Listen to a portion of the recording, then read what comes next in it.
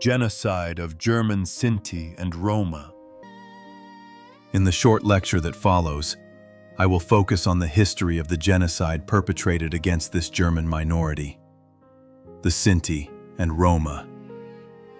I will examine the background, the sequence of events, and the ideology behind this genocide, drawing primarily on the history of the former German Reich and the territories to which German Sinti and Roma were deported and imprisoned by the National Socialists. This will also include the sites of atrocity in Eastern Europe. Let me state clearly at the outset, this genocide was a European one.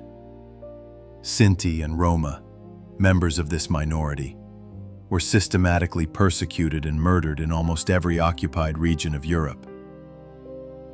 Given the scope, it would be impossible to detail every region here. Instead, my focus will be on the Germans, that is, the Sinti and Roma who lived in Germany as an autochthonous minority.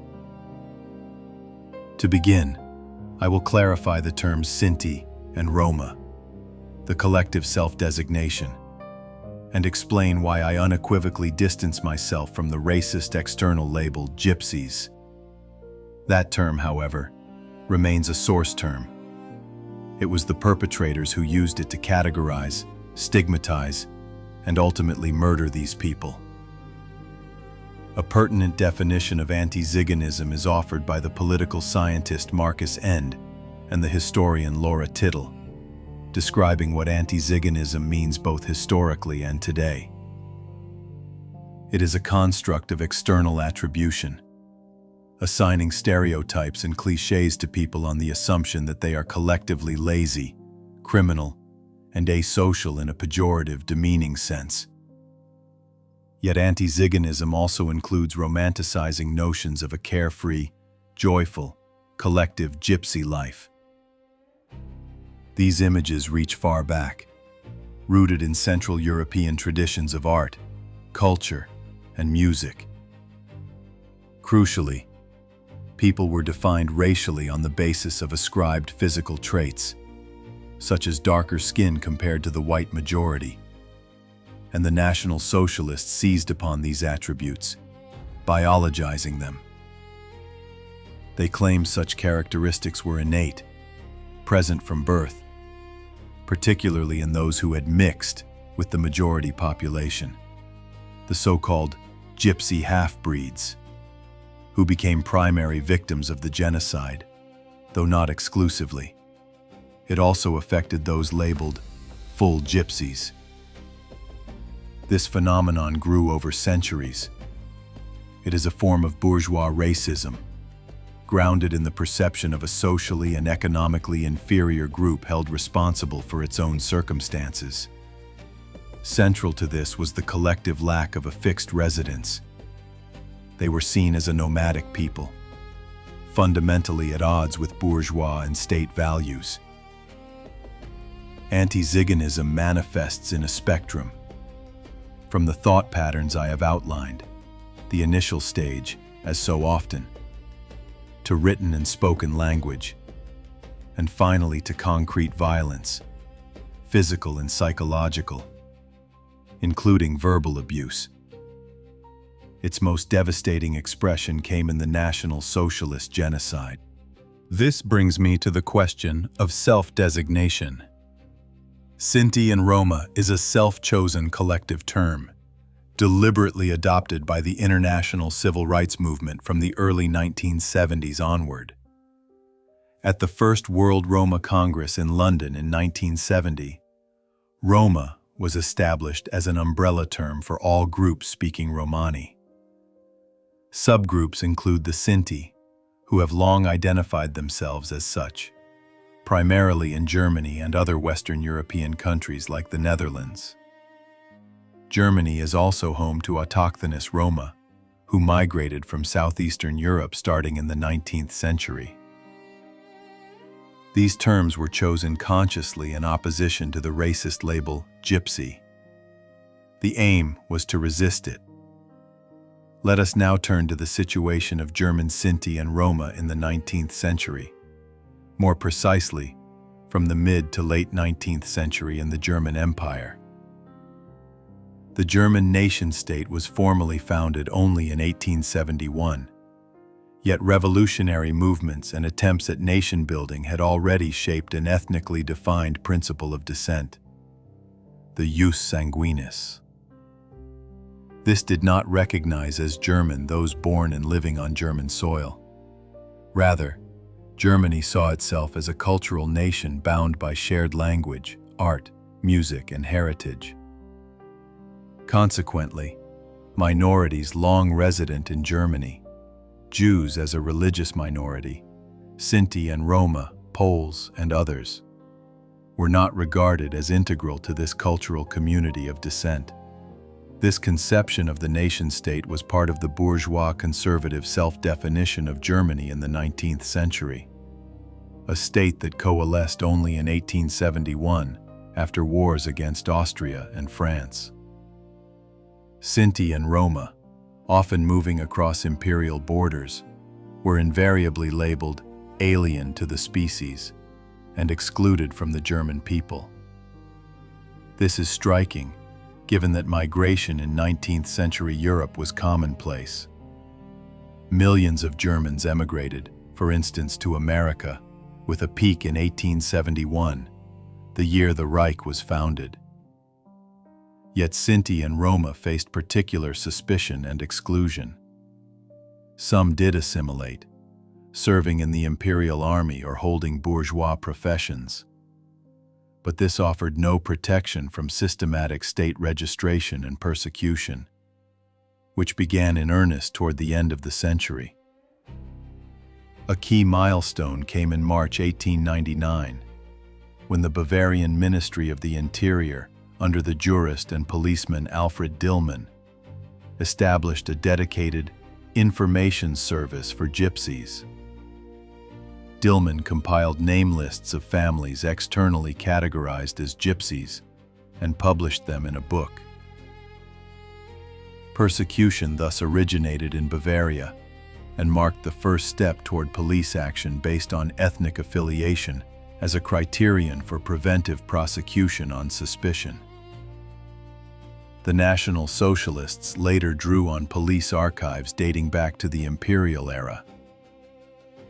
After the First World War and the collapse of the German Empire due to defeat, the Weimar Republic, the first German democracy, replaced the monarchy until 1933.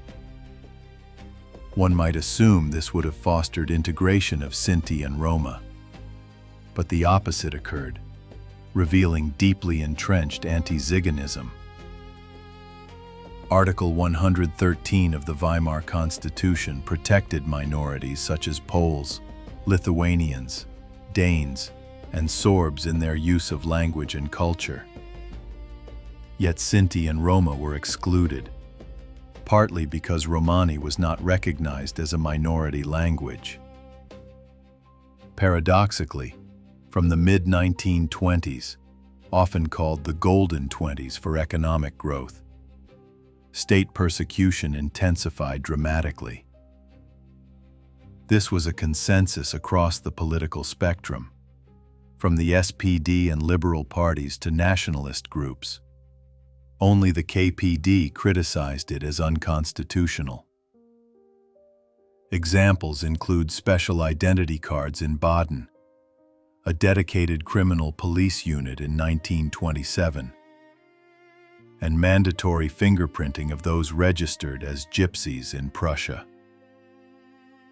In Bavaria, the rationale for the gypsy police was quoted as follows: "Their unsettled lives and estrangement from established norms continually disturbed the peace-loving population's security. Their irregular lifestyles deviated sharply from local customs, posing a constant threat to public order through criminality." This followed the Bavarian Landtag's law for combating gypsies, vagrants, and the work shy, with a ministerial resolution presuming gypsy as a known term and explicitly tasking racial experts with defining it. Thus, the racist character of persecution and state oppression was already codified in the Weimar era, forming the foundation for later Nazi race laws and racial research. In 1929, Frankfurt established the first forced camp for concentrating Sinti and Roma. It is vital to emphasize that the National Socialists in 1933 did not invent the wheel anew. Anti-Semitism, too, built on existing currents. Yet unlike anti-Semitism, which experienced some discontinuity in Weimar, persecution of Sinti and Roma was seamless, stretching from the early modern period through the imperial era into the Republic. The Nazis continued and radically escalated it. The pivotal year was 1935, not only for Sinti and Roma, but especially for Jews, with the Nuremberg race laws. In a 1936 commentary, Reich Interior Minister Wilhelm Frick declared that, besides Jews, only gypsies regularly belonged to alien races. From 1935, racist and so-called crime-preventive persecution became inseparable, especially after the SS absorbed the police under Heinrich Himmler in 1936–37. From 1935, larger cities saw forced camps where Sinti and Roma were concentrated under severe daily restrictions.